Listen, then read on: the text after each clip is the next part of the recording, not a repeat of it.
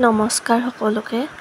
আজি এসপ্তাহমান ধৰি যিটোহে বাহিৰত বৰষুণ দি আছে, ৰ'দৰ মুখে দেখা নাই। সেইকাৰণে আমি গোটেইবিলাক ভিতৰতে বহি আছোঁ। তাৰপিছত বাইদেউ আৰু মায়ে কথা পাতি আছে, কিবা ধেমালি কৰি আছে।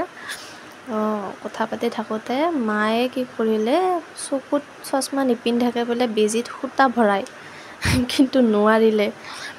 চাওকচোন কিমান চেষ্টা কৰি আছে কিন্তু নোৱাৰিলে। তাৰপিছত মই আহিলোঁ বৌহঁতৰ ঘৰত।